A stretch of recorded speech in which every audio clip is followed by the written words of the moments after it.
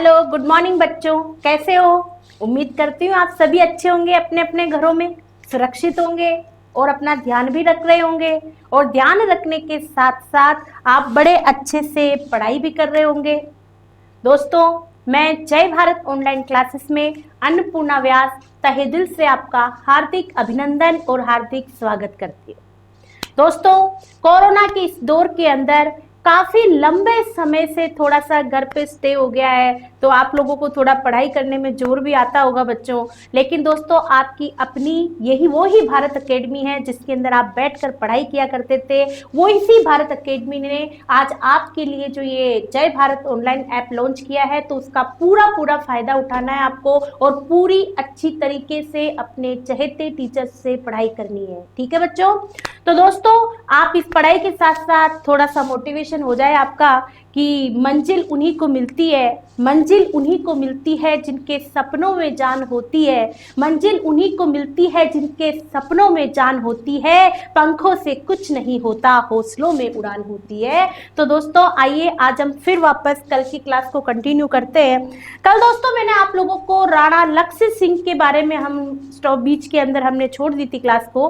तो हमने कल क्लास के अंदर अध्ययन किया था कि किस तरीके से राणा हम्मीर के बाद में राणा हम्मीर का शासनकाल पूरा हुआ।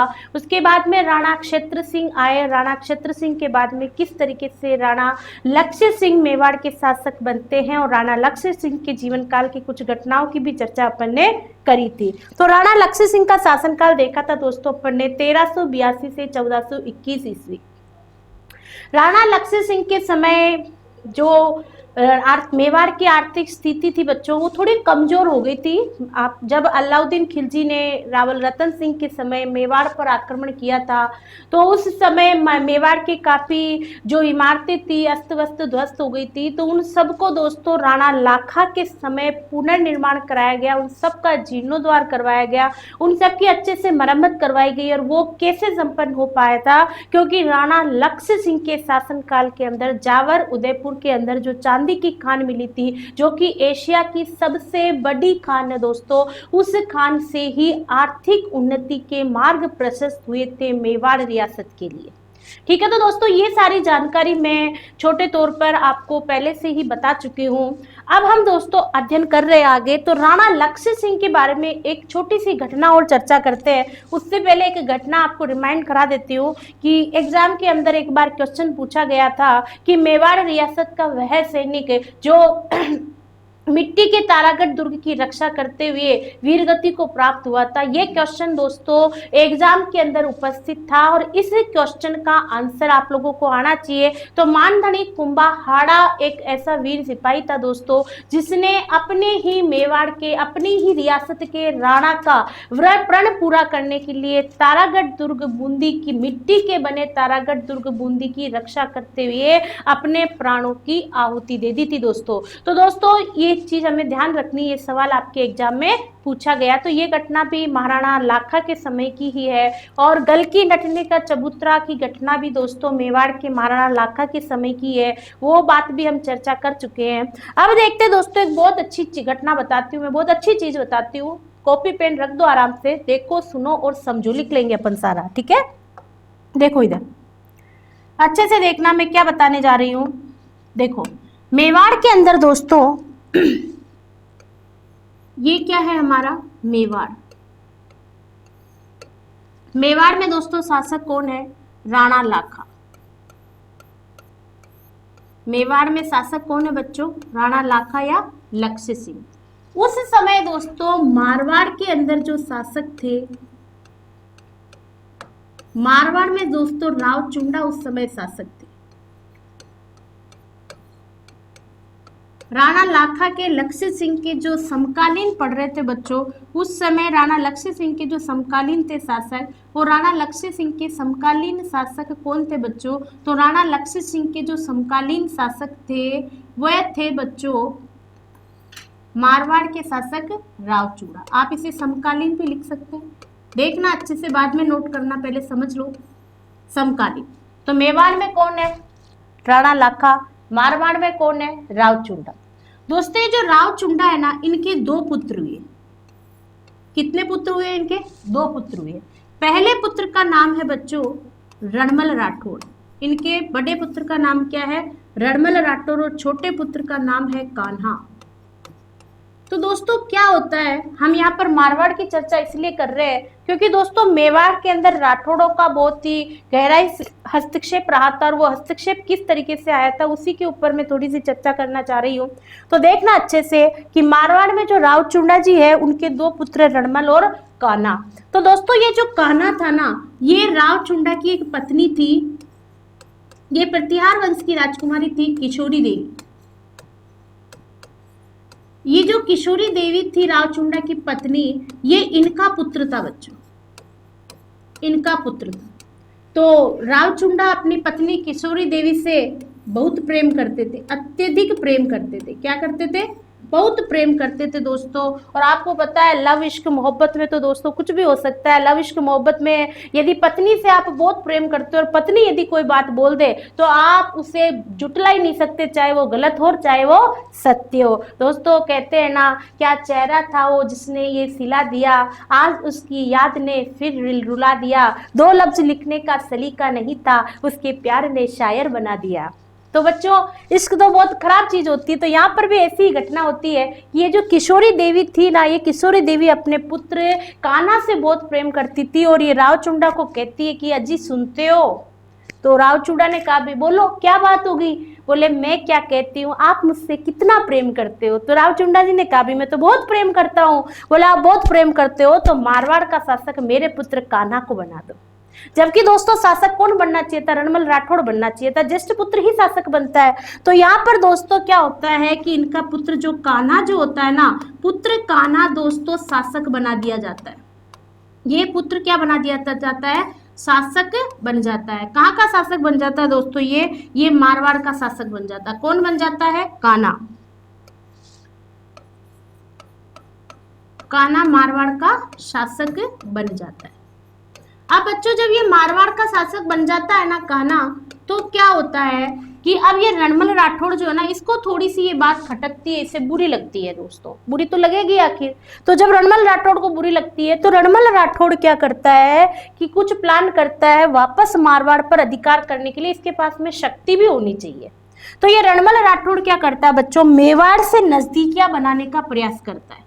मेवाड़ के साथ नजदीकियां बनाना चाहता है, तो मेवाड़ के साथ अच्छे संबंध बनाना चाहता है, मेवाड़ से संबंध बनाना चाहता है, मेवाड़ के साथ में नजदीकियां बनाता है।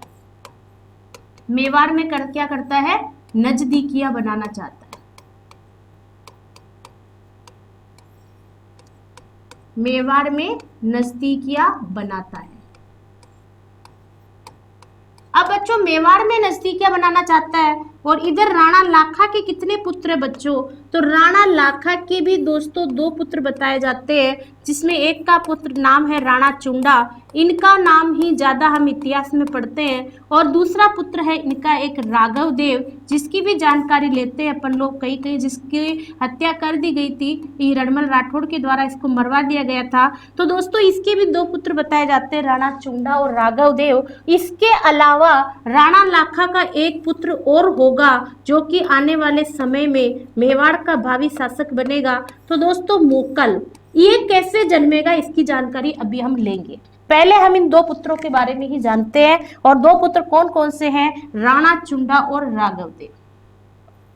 अब क्या होता है दोस्तों, ये जो राणा चुंडा है ना, ये बहुत ही वीर पुरुष है। इस समय ऐसा सोचा जा रहा है जब मोकल नहीं है, अभी मोकल का जन्म नहीं हुआ बच्चों, तो राणा लाखा के दो पुत्र हैं, और राणा लाखा के जो दो पुत्र है उसके अंदर राणा चुंडा बहुत ही वीर पुरुष है, और ऐसा लग रहा है युवराज है मेवाड़ के, और मेवाड़ के आने वाले भावी शासक है।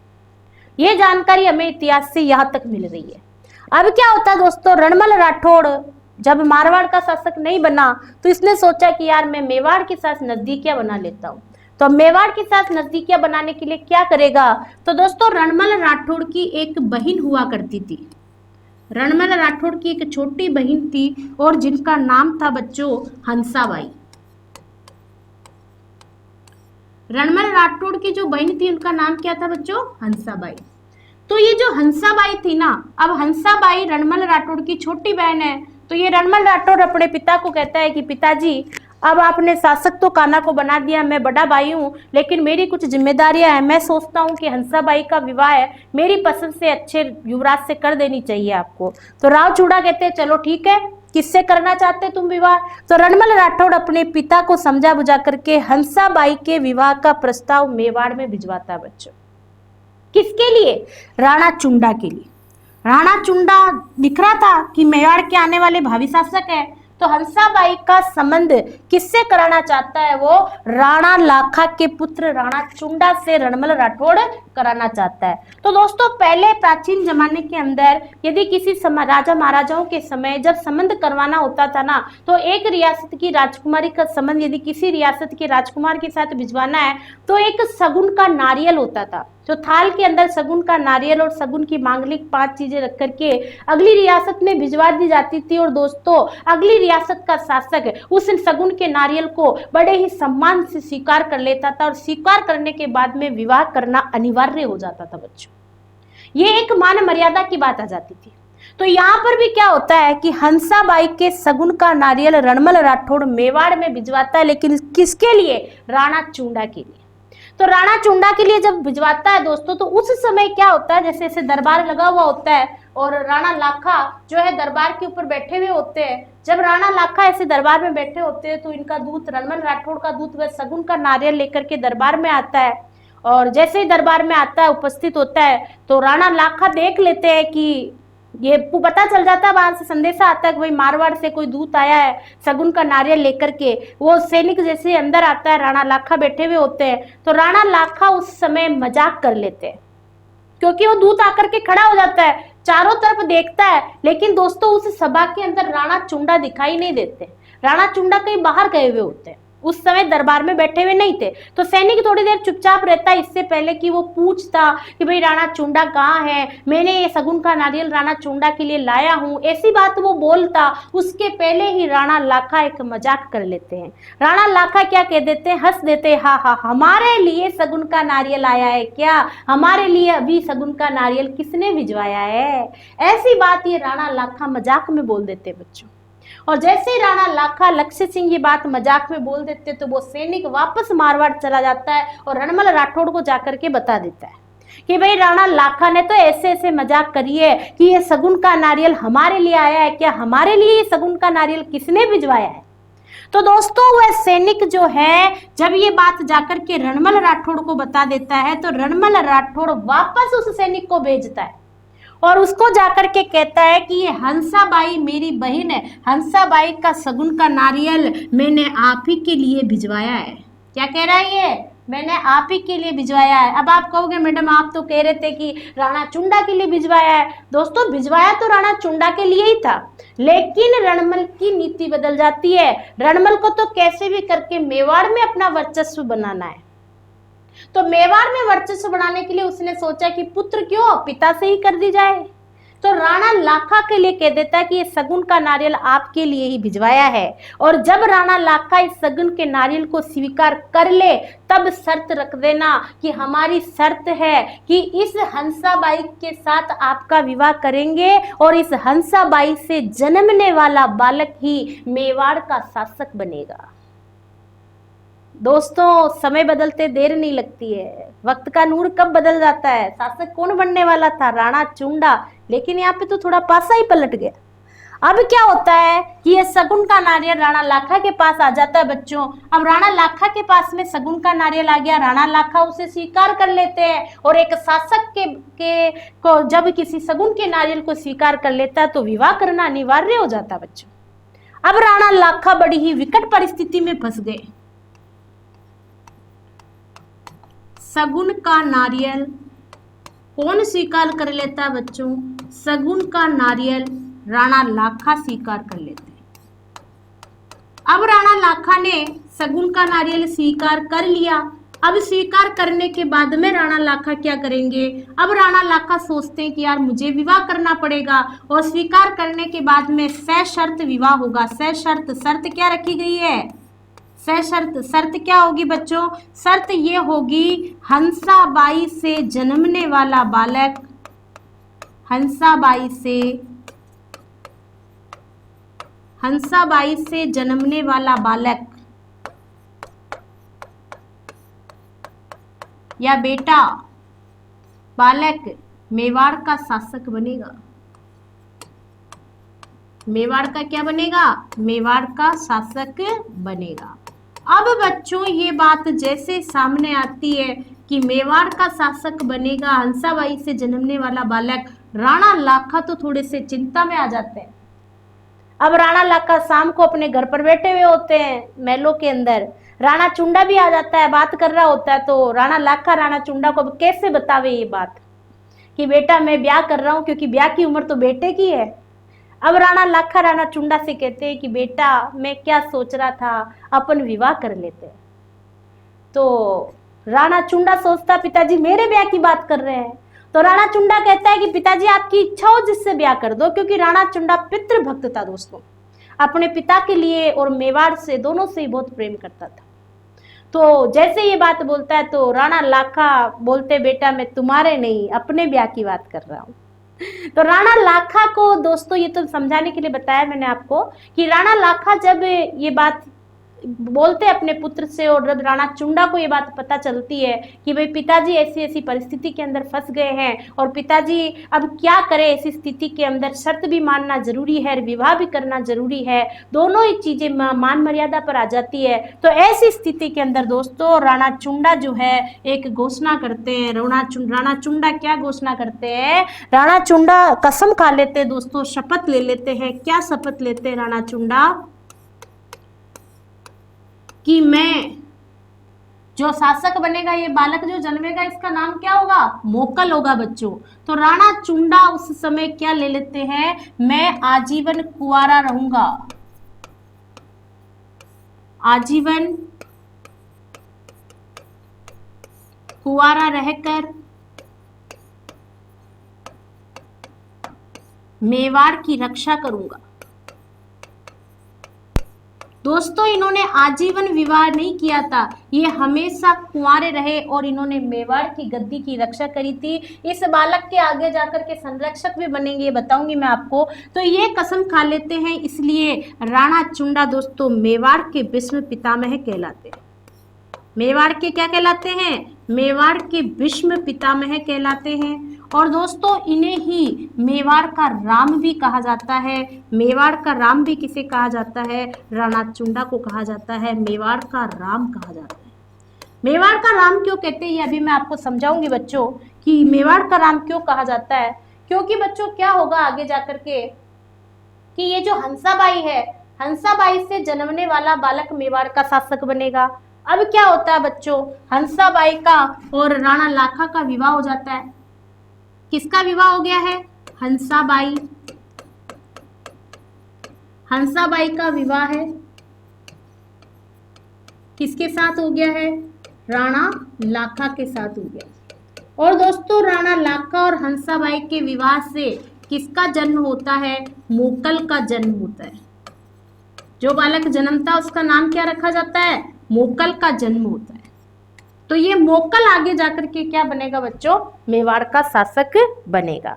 अब इन्हें मेवाड़ का राम क्यों कहा है, इसकी चर्चा अपन जब मोकल पढ़ेंगे तब बताऊंगी। मोकल मेवाड़ के शासक है, इनको पढ़ेंगे तब मैं आपको बताऊंगी कि राणा चुंडा को मेवाड़ का राम क्यों कहा गया है। लेकिन दोस्तों एक बार जो मैंने ये डायग्राम में बनाया है वो सब आप लोग लिख लें, मैं ऐसे ही आपको समझा देती हूँ। आप लोग, मैं बोलती जा रही हूँ, आप चाहे तो लिख सकते हैं नोट्स के तौर पर, और ऐसे का ऐसे स्क्रीनशॉट लेना चाहे तो भी ले सकते हैं, इससे भी आपको अच्छे से समझ में आ जाएगा। एक बार देख लो अच्छे से, आप लिख सकते हैं अपनी लैंग्वेज में इसे। मेवाड़ के शासक कौन है? राणा लाखा। उस समय उनके समकालीन मारवाड़ में कौन है? राव चुंडा। राव चुंडा के कितने पुत्र है बच्चों? 2 पुत्र है, रणमल और काना। ठीक है, जो इनके पुत्र रणमल है वो मेवाड़ के शासक नहीं बनते हैं। शासक कौन बन जाता है? काना। क्यों बन जाता है? क्योंकि किशोरी देवी चाहती थी। काना शासक बन गया मारवाड़ का। अब रणमल राठौड़ मेवाड़ से क्या चाहता है? नजदीकियां बनाना चाहता है। मेवाड़ से नजदीकियां बनाने के लिए क्या करता है ये देखते अपन इधर। राणा लाखा की 2 संतान है, राणा चुंडा और राघवदेव। तो ये रणमल राठौड़ जो है राणा लाखा के पास में अपनी बहन हंसाबाई के विवाह का प्रस्ताव भिजवाता है। किसके लिए? उनके पुत्र राणा चुंडा के लिए। लेकिन दोस्तों राणा लाखा की मजाक के कारण यह विवाह किसके साथ तय हो जाता है? राणा लाखा के साथ में। जब राणा लाखा के साथ में ये विवाह तय हो जाता है तो शर्त क्या रखी जाती है कि हंसाबाई से जन्मने वाला बालक ही मेवाड़ का शासक बनेगा। अब दोस्तों मेवाड़ का शासक बनना किसको था? राणा चुंडा को। लेकिन बनाना किसको है?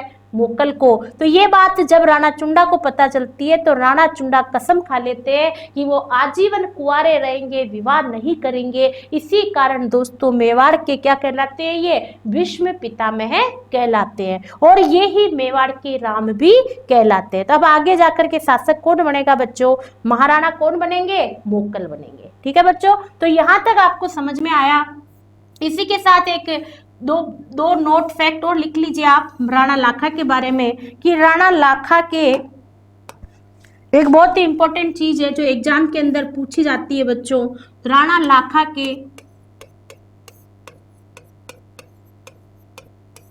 लाखा के दरबारी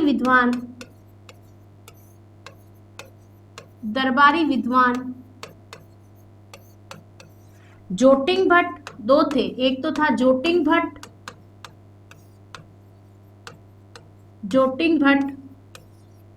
और दूसरा था धनेश्वर भट्ट।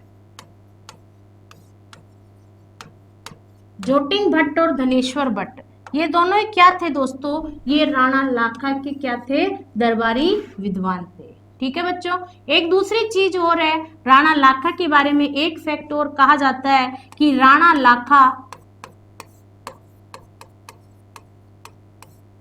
लाखा ने गौरवदान व गरिमादान की प्रथा चलाई थी। यानी इन्होंने मंदिरों वगैरह का सबका उद्धार किया था और दोस्तों बिना किसी को कहे इन्होंने बहुत सारे गरिमा दान मतलब कि लोगों को ऊपर उठाया था, क्योंकि आर्थिक स्थिति उन्नत हो गई थी उस समय, इसलिए इन्हें गरिमा दान की प्रथा का प्रारंभ भी किया था इन्होंने। तो दोस्तों ये होते हैं हमारे राणा लाखा। आधा हमने कल भी पढ़ लिया था राणा लाखा के बारे में सब कुछ, जो मैं क्लास स्टार्ट होने से पहले अपन ने चर्चा कर ली थी। तो दोस्तों यहाँ पर होते हैं राणा लक्ष्य सिंह पूरे, जिनसे हमारे एग्जाम के अंदर जितना सवाल हमसे मिल सकते हैं वो सारे यहाँ पर हमारे क्लियर हो जाएंगे। आगे चलते दोस्तों, तो अगले शासक देखते हैं। अगले शासक आप हेडिंग डाल दीजिए राणा मोकल। अगले शासक है बच्चों आपके सामने राणा मोकल। राणा मोकल का शासनकाल क्या है बच्चों?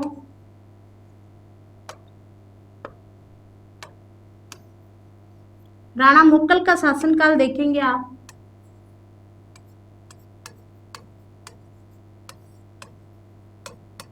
राणा मोकल का शासनकाल, तो राणा मोकल का शासनकाल क्या है आपके सामने?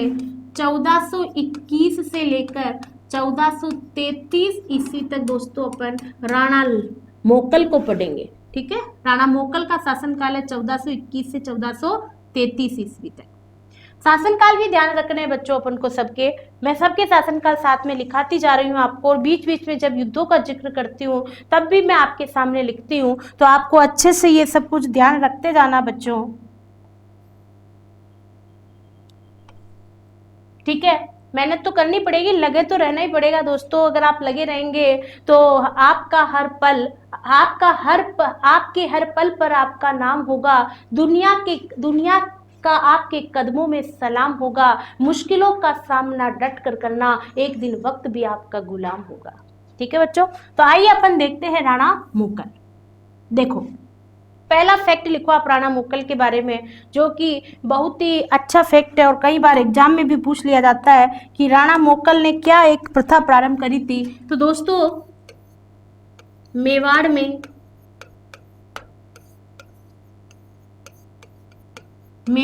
सर्वप्रथम तुलादान पद्धति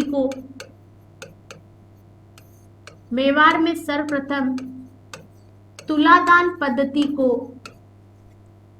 प्रारंभ किया। मेवाड़ में सर्वप्रथम तुलादान पद्धति को किन्होंने प्रारंभ किया बच्चों?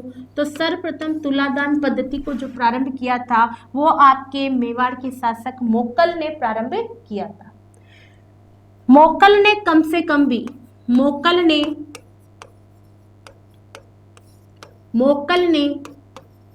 अपने जीवन काल में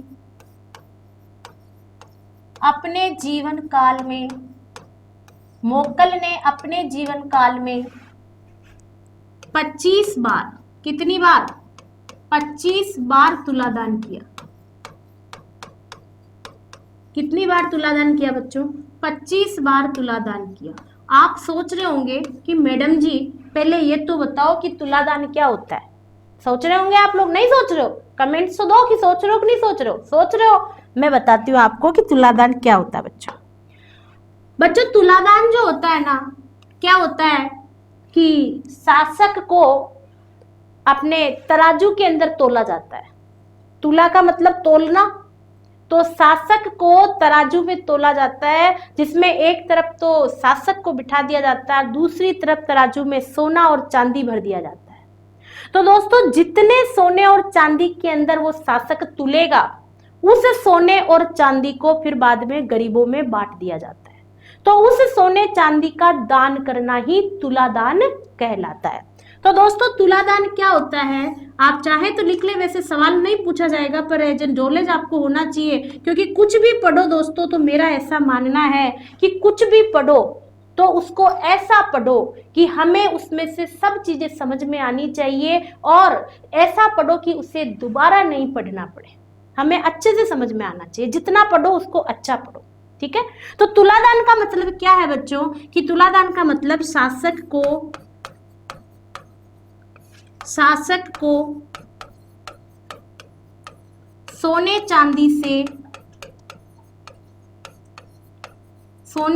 से तोलकर उसको गरीबों में बांट देना, उसको गरीबों में बांट देना तुलादान कहलाता है।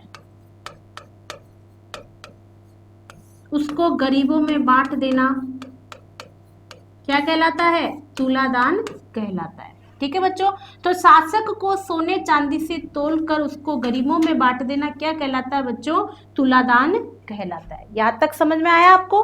आगे चलते अपन, तो मोक्कल के 2 दरबारी विद्वान भी हैं जिनकी जानकारी भी आपको होनी चाहिए, उनके बारे में भी एग्जाम में सवाल पूछा जाता है। तो दोस्तों मोक्कल के दरबारी विद्वान कौन थे? देखो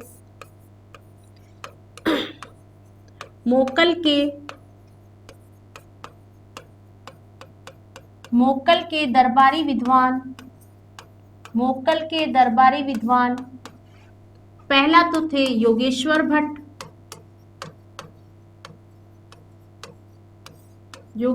भट्ट और दूसरे हैं विष्णुदत्त। तो दोस्तों ये दोनों ही जो थे ये किसके दरबारी विद्वान थे? मोक्कल के दरबारी विद्वान थे। मोक्कल के शिल्पी भी थे प्रमुख, उनके भी नाम आपको पता होने चाहिए। मोक्कल के प्रमुख